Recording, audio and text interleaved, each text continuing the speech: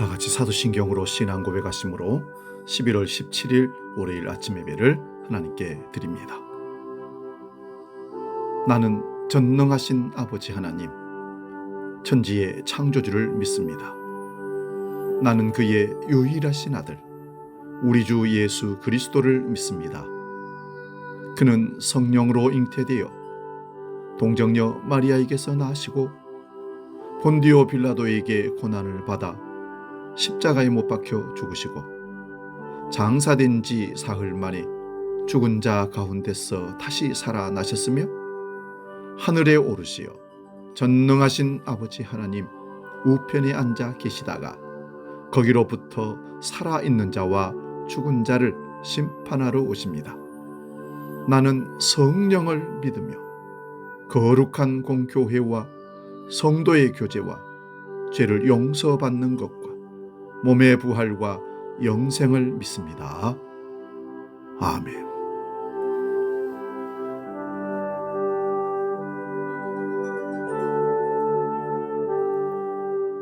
찬송가 301장 지금까지 지내온 것 함께 찬송합니다.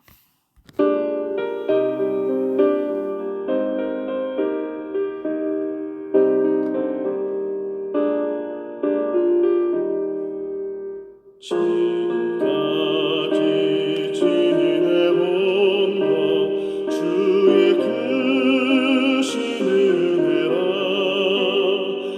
한이 없는 주의 사랑 어찌 이루마다냐. 자나깨나 주의 손이 항상 살펴주시고 모든 일을 주 안에서 형통하게 하시네. 마음도 연약하나 새 힘받아 살았네. 물붓듯이 부으시니 주의 은혜 족하다. 사랑 없는 거리에 나 험한 산길에 갈 때 주의 손을 굳게 잡고 찬송하며 가리라. 오늘 아침 우리에게 주신 하나님 말씀은 구약성경 시편 43편 1절에서 4절의 말씀 보겠습니다. 구약성경 833면에 있습니다. 시편 43편 1절에서 4절 봉독할 때에 살아계신 하나님의 음성을 들을 수 있기 바랍니다. 지금 봉독합니다. 하나님이여 나를 판단하시되 경건하지 아니한 나라에 대하여 내 송사를 변호하시며 간사하고 불의한 자에게서 나를 건지소서. 주는 나의 힘이 되신 하나님이시거늘 어찌하여 나를 버리셨나이까. 내가 어찌하여 원수의 억압으로 말미암아 슬프게 다니니이까. 주의 빛과 주의 진리를 보내시어 나를 인도하시고 주의 거룩한 산과 주께서 계시는 곳에 이르게 하소서. 그런즉 내가 하나님의 제단에 나아가 나의 큰 기쁨의 하나님께 감사하리이다. 하나님이여 나의 하나님이여 내가 수금으로 주를 찬양하리이다. 아멘. 봉독한 말씀으로 이해할 수 없어서 감사합니다. 이런 제목으로 말씀의 은혜를 나눕니다. 우리가 사는 인생 가운데 이해할 수 없는 일들이 참으로 많이 생깁니다. 그럴 때 우리는 충격을 받기도 하고 풀 수 없는 숙제로 남기기도 합니다. 그래서 생기는 게 정신적인 상처입니다. 이것을 정신의학에서 트라우마라고 합니다. 세계적인 공학자이자 교수법 전문가이신 조벽 선생님은 자신의 책 인생의 실력이다에서 두 종류의 트라우마를 이렇게 소개합니다. 사고, 폭행, 성추행 등 어떤 사건 때문에 받는 정신적 충격을 사건 트라우마로 하고요. 발달적 트라우마 또는 숨겨진 트라우마라고 하는데 충격이 여기에 포함됩니다. 이유를 모르는 트라우마입니다. 이유를 모르기 때문에 치료하기가 더 어렵다고 합니다. 오늘 본문 2절 말씀 봅니다. 주는 나의 힘이 되신 하나님이시거늘 어찌하여 나를 버리셨나이까. 내가 어찌하여 원수의 억압으로 말미암아 슬프게 다니니이까? 이 말씀에 어찌하여라는 표현이 나옵니다. 앞선 트라우마 가운데 후자에 속하는 이해할 수 없는 고난을 말합니다. 하지만 이해할 수 없는 사랑도 있습니다. 욥은 이해할 수 없는 고난으로 인해 괴로워합니다. 욥기 9장 17절입니다. 그가 폭풍으로 나를 치시고 까닭없이 내 상처를 깊게 하시며, 하지만 하나님께서는 이해할 수 없는 고난을 이해할 수 없는 사랑으로 이기게 하십니다. 욥기 38장 4절입니다. 내가 땅에 기초를 놓을 때에 네가 어디 있었느냐? 네가 깨달아 알았거든 말할지니라. 욥이 이해 못할 능력을 가지신 하나님께서 욥을 찾아온 것입니다.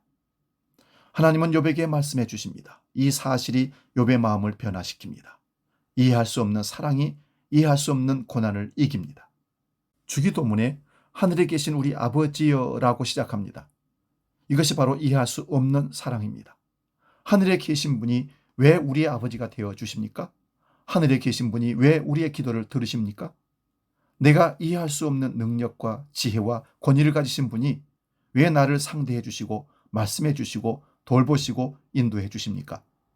이해할 수 없는 고난은 이해할 수 없는 사랑으로 감당할 수 있습니다.